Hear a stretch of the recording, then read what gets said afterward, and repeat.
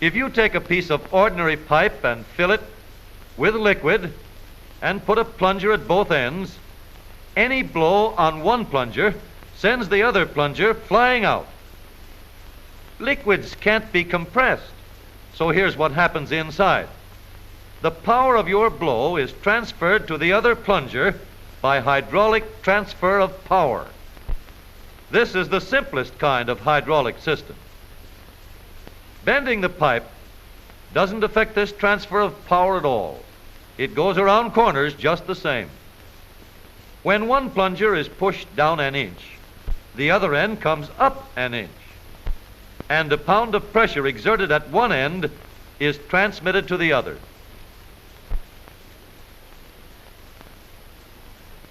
Suppose we have 4 pistons at one end and only 1 at the other.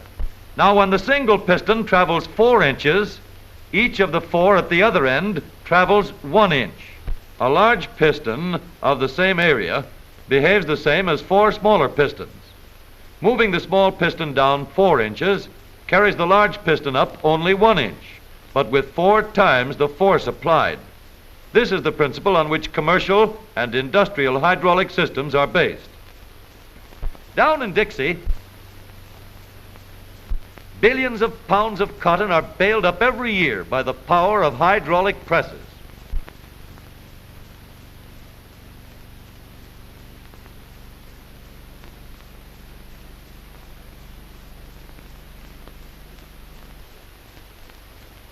With Uncle Sam's long-range guns, not only are power and reliability needed, but minute precision is required. Precision that aims these mammoth guns within limits of 1/1000th of an inch, hydraulically.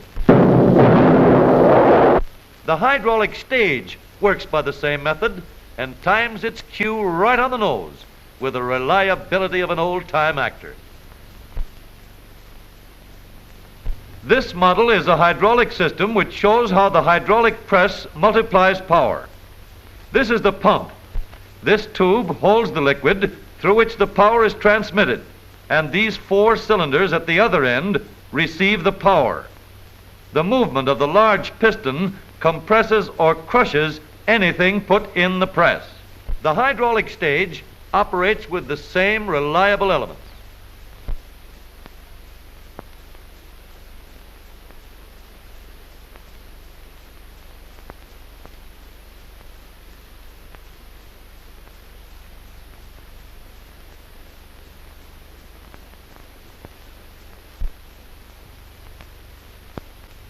The accurate hydraulic transmission screw in the coast defense guns is more complicated, but in principle, it is the same as the lift and the press.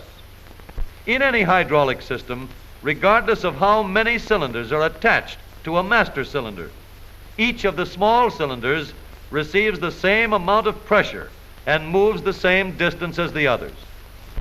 This principle is used in the latest application of hydraulic transfer of power, stopping the modern motor car. The master cylinder is placed under the brake pedal, and a power cylinder is put in the brake of each wheel.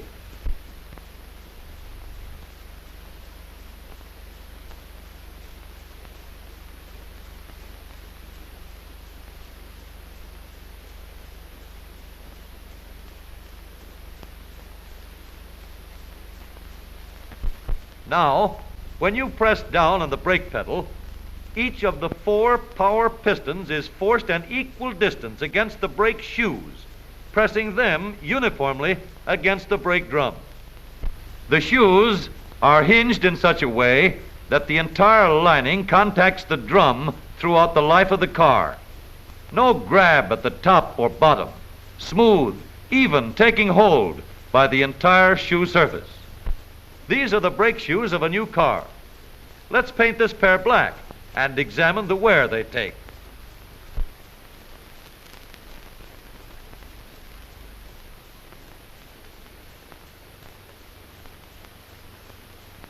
Note the even grip on the shoes in the first 20 miles.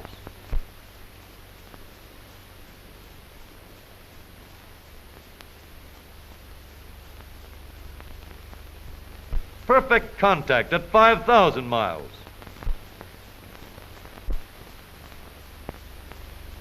and after 20,000 miles, uniform wear, and still good for many more. For durability, the linings must be hard, uniform, and unaffected by moisture.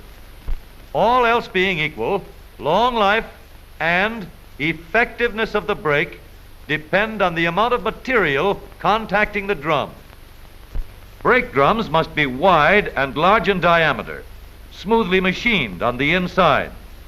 A car that takes 90 horsepower to go from a dead start to 60 miles per hour in 20 seconds can stop in 4 seconds, but it takes 450 horsepower in the brakes.